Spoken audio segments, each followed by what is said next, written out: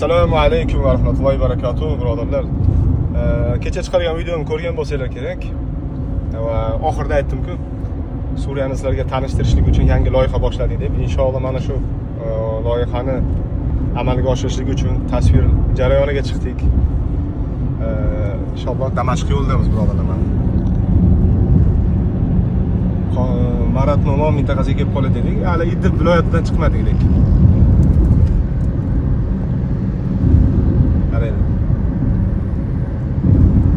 Va inshaalloh tez fursatda Damashq haqida sizlarga video ulashishlikka harakat qilaman. Bundan asosiy maqsad nima o'zi? Sizlarga bir lokatsiya berishlik. Ya'ni ba'zi odamlar keladi, Damashqqa keladi yoki boshqa bir davlatlarga boradi.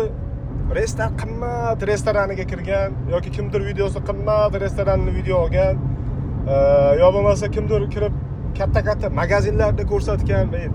Sayohat o'sha uchun qilinadi. Shuning uzoqqa borib kimdir ovqatini yeyishlik uchun, kimdir kiyimini sotib olishlik uchun qilinmaydi sayohat. Sayohat haqiqatan nima deydi, bir ma'naviy hordiq olishlik uchun.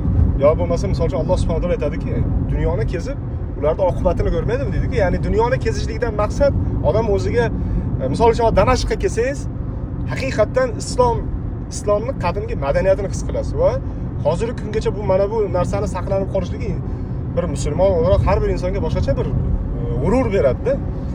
Shuning uchun ham bola chaqalarni olib, farzandlarni olib mana shunaqa joylarga kelib, mana bu masjidlarda sahoba Muaviya ibn Abi Sufyon namoz o'qigan. Mana bu yerda mana bu falon insonlar o'tgan. Salohiddin Ayyubiy mana shu joyda poytaxt qilib Damashqni nima deydi? Quddusni fath qilgan degan tarixiy bu joylarni ko'rsatib va bolalaringizga ham kelajakda kimga ergashishlik kerak ekanligini uqtirib mana shunaqa joylarga sayohat qilishlik kerak edi. Shuning uchun ham mana shunday bir lokatsiyalarni qoldirmoqchimanki, Damashqqa kelib qayerga borishingiz kerak. O'sha haqida inshaalloh asosiy, ya'ni urg'u mana shunga beriladi inshaalloh. Alloh taolo o'zi bizga yordamchi bo'lsin. Alloh ajrlar bersin. Aynan mana shu joy Idlib shahridagi, Idlib viloyatidagi Marat Nomon shahri hisoblanadi. Qaranglar. Basharaslar jangarilar juda ham ko'p bu yerlarda bombardimon qilganligi uchun mintaqani deyarli yarmi yoki undan ko'pi vayron bo'lib ketgan.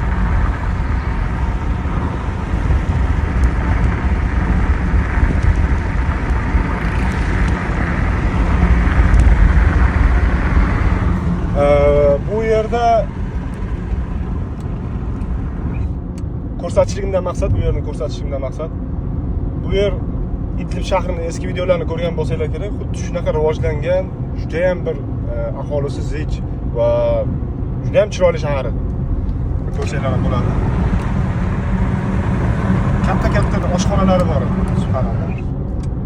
Endi urush natijasida mana bu Rusni bombardimoni sabab, Eronning bombardimonlari sabab buzilib ketgan, lekin mana alhamdulillah sekin bu mintaqalar olinib, sekin aholi qaytib o'zlarining uyini quryapti. Lekin shaharning deyarli asosiy qismi buzilib ketgan. Bu yerda aynan o'sha 5-Xilofai Roshidin deyilgan Umar ibn Abdulaziz rahimahullohning qabri bor. Endi qabrni ziyorat masalasida misol uchun uzoqdan bitta qabrni maqsad qilib, o'shani bir ko'raman deb maqsad qilib kelishlik joiz emas. Lekin shaharni ko'rgani kelib, lekin shu bilan birgalikda Umar ibn Abdulaziz rahimahulloh qabrlarini ko'rib qo'ysanglar ham bo'lsa kerak, Alloh alam. Lekin bu haqida to'liqroq Idlib haqida, Idlib shahri haqida video olgan paytimizda sizlarga ma'lumot beramiz bizninglar. Hozir Damashq viloyatiga kirdik. Damashq shahriga ozgina qoldi. Qaranglar, subhanalloh. Mana shu yo'lda deyarli har bitta mana shunaqa bir magazin deymizmi, shunaqa bir ovqatlanadigan joy deymizmi, har bitta joyda shunaqa nimasi bor. Namoz o'qiydigan, qarang, musolla deb qo'ygan. Men shunisini yaxshi ko'raman-da bularni. Hech hojatim yo'q deb o'ylayman, lekin bu ko'rsatib qo'ygan yaxshi.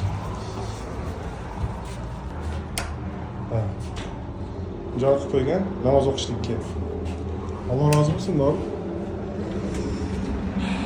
O'zbekistonda ham bor shunaqa joylar. Damashq shahriga taqriban 70 kilometrcha vaqt qoldi.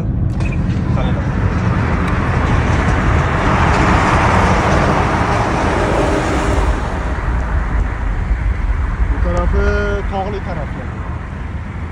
Shu Alloh alam Livan davlatiga, Lubnan davlatiga chegaradosh mintaqalar, ya'ni Suriyani g'arbiy taraflari, tog'li taraflari.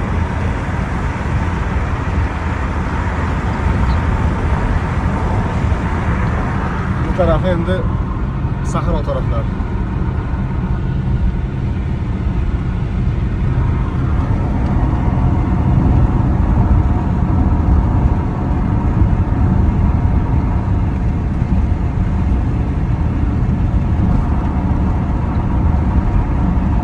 Ajib. O'ziga yarasha tabiati bor. Chiroyli.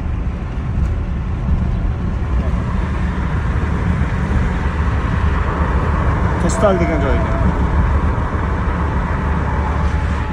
Shom Gazan ketdi.